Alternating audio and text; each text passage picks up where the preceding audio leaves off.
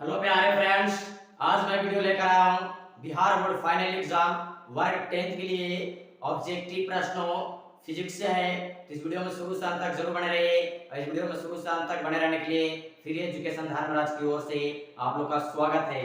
तो देखिए, Bihar board final exam वर्ग 10th के लिए ऑब्जेक्टिव वीवीआई प्रश्नों फिजिक्स से है। समझ गए?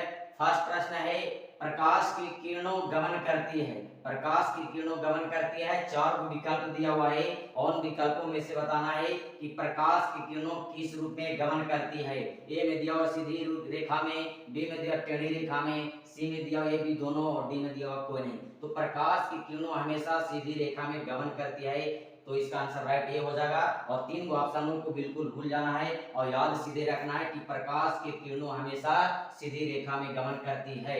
अगला प्रश्न है, निर्वात में प्रकाश की चाल क्या होती है। निर्वात में प्रकाश की चाल क्या होती है, इसे भी चार विकल्प दिया हुआ है और उन विकल्पों में से बताना है कि निर्वात में प्रकाश की चाल क्या होती है। ए में दिया हुआ 3 × 10⁸ सेंटीमीटर प्रति सेकेंड, बी में दिया हुआ 3 × 10⁸ मीटर प्रति सेकेंड और सी में दिया हुआ 3 × 10⁸ सेंटीमीटर प्रति सेकेंड और डी में दिया 3 × 10⁸ मीटर।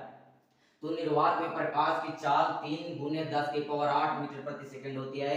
इसका आंसर राइट बी हो जाएगा। आप याद कर लीजिएगा और तीन ऑप्शन जो दिया उसको भूल जाना है और सीधे याद रखना कि निर्वात में प्रकाश की चाल 3 × 10⁸ मीटर प्रति सेकंड होती है। अगला प्रश्न है, मानव नेत्र में किस प्रकार का लेंस पाया जाता है। यानी मानव मनुष्य के आंखों में किस प्रकार का लेंस पाया जाता है। ए में दिया हुआ ऑप्टल, बी में दिया उत्तल, सी में दिया हुआ बी दोनों और डी में दिया हुआ कोई नहीं। तो मानव नेत्र मनुष्य की आंखों में उत्तल लेंस पाया जाता है। कौन सा लेंस पाया जाता है? उत्तल लेंस। इसका राइट आंसर बी हो जाएगा, यानी उत्तल लेंस। समझ लिया? और इन तीनों ऑप्शनों को भूल जाना है और याद रखना है कि मानव नेत्र में किस प्रकार का लेंस पाया जाता है, तो उत्तल लेंस। समझ गए? आंसर राइट बी हो जाएगा। अगला प्रश्न, वैसी पदार्थ जिससे विद्युत धारा प्रभावित नहीं होती है क्या कहते हैं। समझिए क्या कहते हैं। ए में है चालक पदार्थ, बी में है विद्युत रोधी पदार्थ, सी में जो है अर्धचालक पदार्थ और डी में दिया में से कोई नहीं।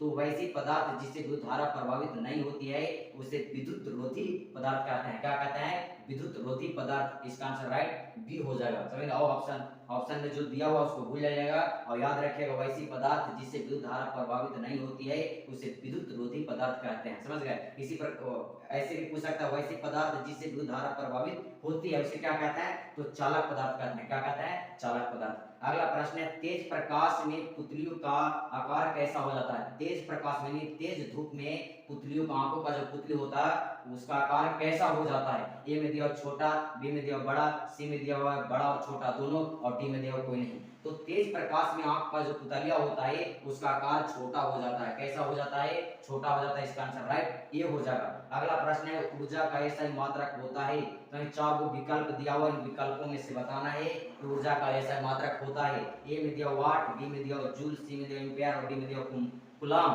तो ऊर्जा का ऐसा मात्रक जूल होता है। क्या होता है? जूल। इसका आंसर राइट बी हो जाएगा। समझ गए? इसी प्रकार से प्रश्न पूछा जाता है एग्जाम में। तो वीडियो में शुरू से अंत तक देखने के लिए धन्यवाद।